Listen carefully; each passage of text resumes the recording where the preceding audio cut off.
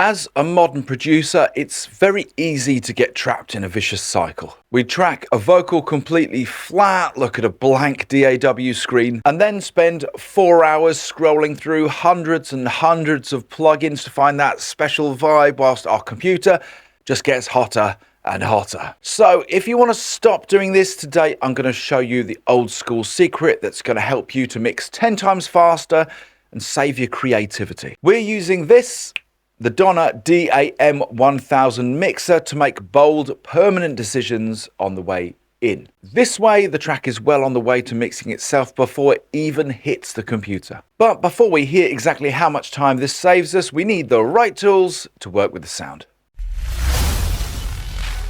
Now, full disclosure, the guys over at Donner sent this DAM1000 over to the studio, and when they agreed to let me show you how I actually work with a physical mixer or channel strip in my workflow, I was well chuffed.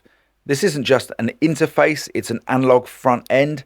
It features solid mic preamps, a 100Hz low-cut filter, a built-in one-knob compressor, and a dedicated 3-band EQ. Best of all, it costs less than one single boutique plugin license, but it completely changes how you approach a recording session. Instead of recording a flat signal and fixing it later, we're going to print the EQ and dynamics straight into the audio file. The DAM1000 gives you 3 EQ bands at 80 Hz, 2.5K and 12K, which are absolute sweet spots for the home studio. First, I'm going to hit that 100Hz low-cut filter.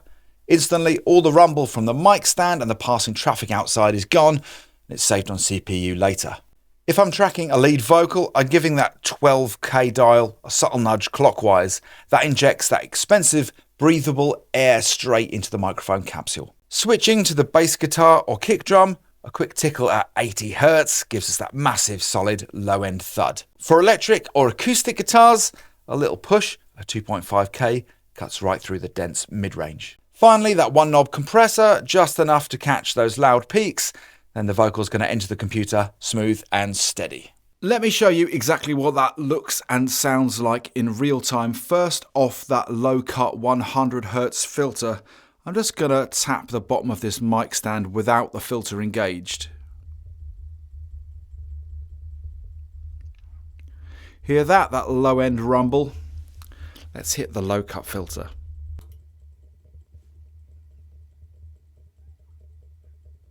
And back off. And back on. Can you hear how that instantly cleans up that muddy rumble underneath the vocal track? Next, take a listen to what happens to the breathiness of a performance as I dial in that 12K EQ knob.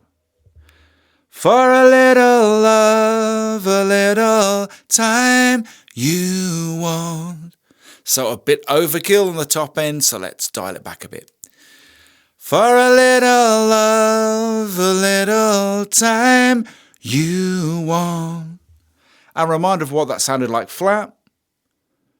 For a little love, a little time you want. And let's just dial in just a little bit to taste.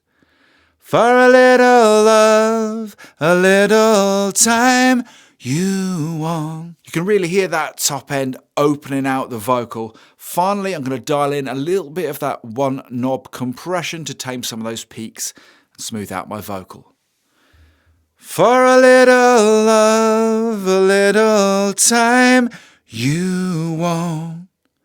For a little love. So I'm just overdoing it a bit there, so I'm going to dial it back so it's not choking the vocal so much. I'm just aiming at catching some of those peaks. For a little love, a little time you want. So there you've got instant clarity, air and dynamic control hitting the track before it even touches your DAW.